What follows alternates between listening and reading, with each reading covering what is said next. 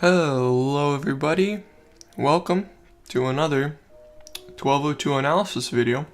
I'm your host, DatBoi37, and let's get right into it. So here I have the 4 posters that were revealed today by Valux. It's a lot of selection this time over 1201 where we only had 1 poster. So let's get on with it. Here's the first one. Looks like a very similar style to 1201, which I have right here.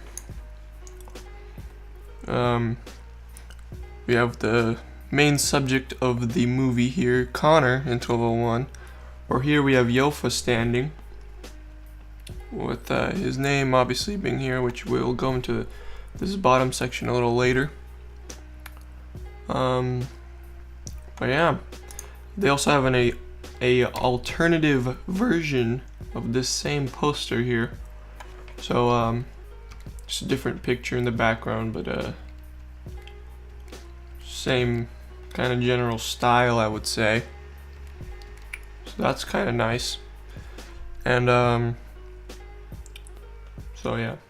And then finally we have this minimalist version that they released, which is something you would probably see as like a teaser poster, not really as the main functional poster, which it isn't. They clearly label it minimal, so that's kind of nice. And finally, the grandiose one, I would say, is this official poster, which is the one they're kind of putting everything behind. I can see why they released the other versions of the 1201 style, because these styles are completely different. But yeah. So that's all the posters. The download links will be in the description below. But it's not a DatBoi37 video if I haven't analyzed anything. So I'm gonna go in depth with this poster here. I've got paint here, and we are going to be cross-referencing it with the 1201 poster just so we have some something to refer to, especially with these credits here. So let's start from the beginning here. We got Valux Pictures, same people who did 1201. Looks like they updated their logo, which is very nice. This one was kind of hard to see, it was kind of dark and light at the same time, hard to blend, so they got a nice looking electric version. Never seen that before, so it must be a new logo for them. It wasn't even in the trailers, so we'll see if they move forward with this design. It's in all the other posters as well. If you noticed, all the posters have the same kind of bottom layout with this new logo, as well as all these logos down here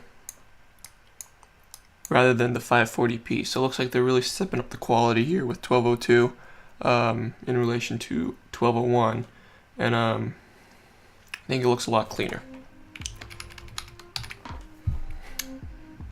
Alright, so looks like Daniel Chevy's still the main guy behind the project, as well as Abraham Chavarria. Same guys from 1201, but here's where it gets a little different, is the main actors here. So these 2 spots are usually reserved for the main 2 actors. So here we have Jared Lemon and Braden Smith, whereas before we had Connor Fitzgerald and Zach Smith. So if you remember in the other 1202 posters, Jared or Yofa was the main subject, and it's clarified here again that he is indeed the main protagonist of this film, as he's the first name listed here as an actor. But the supporting, the co-actor, the supporting actor is Braden Smith, who I've combed through the 1201 credits. His name does not show up, so he's a completely new cast member. And we'll go through all these faces here, and this here is Braden Smith, based on my deductions, but I'll explain my reasoning later. So then we have the title of the film, Back to 1202. We got a new music guy, which not very surprising. And then the rest of these names are the same. We have Zach on costumes, Zach on the designer of the production sets. The editor here is Daniel still. And looks like the director of photography is still Abraham. Some of the top dogs have rotated positions here. Looks like we got Abraham as the executive producer now, which is interesting. Produced by Zach. And here's another interesting fact. If we zoom in a little, looks like it says based on the characters created by Connor Fitzgerald, because if you remember, the story here was written by Connor, whereas now the story was written by Daniel, who is also the director, but they are giving credit to Connor, which is a nice touch. So yeah, that's all the names. Not much new there. The only thing that's interesting down here is that this Braden character, who we currently have no idea who the character is, but looks like he's going to be playing a major role in 1202. So now let's get up to these faces here.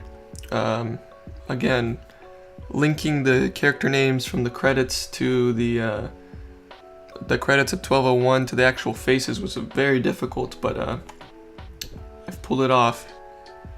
The analysis machine here in the office is pretty strong. So let's get the major hitters out of the way. Here we have Jedi Master Connor, the main character of 1201. He's in the poster right here. Not very surprising that he's back, but he did die at the end of 1201, so I'm wondering if they're gonna revive him somehow, because he was all over the teaser. Which is another interesting fact, that Jared Lemon here is the main actor, but he was nowhere to be seen in the teaser. This is actually Yofa from 1201,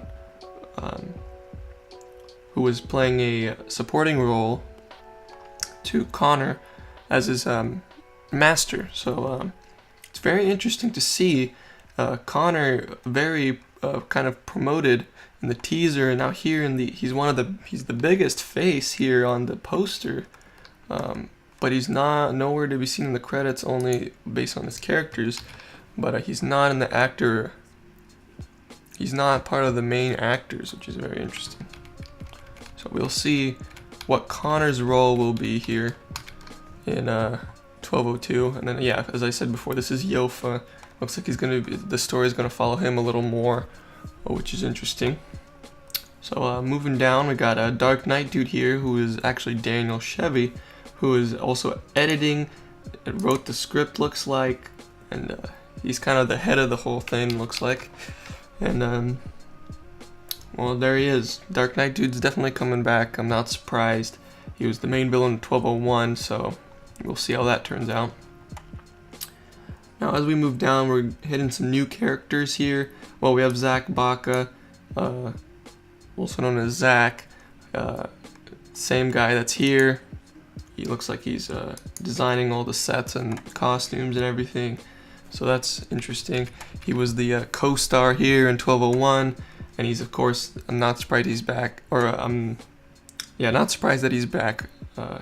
He played a major part in 1201, so it'll be interesting to see his new roles in this movie.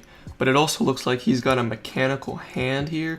You can't really tell because this person's blocking him, but that's clearly a metallic hand, and he never lost a hand in 1201, so I'm assuming he's going to be losing in a battle. He's actually going to lose his hand, but we'll see if that's true or not, or if they just start the movie, or if there's, because we don't know how far past 1201 are we going here after the end, because the end is right after the final battle between Dark Knight Dude and Connor, and it just kind of abruptly ends when Dark Knight Dude kills Connor, but he's all over the poster and the teaser, so I'm guessing he has to come back.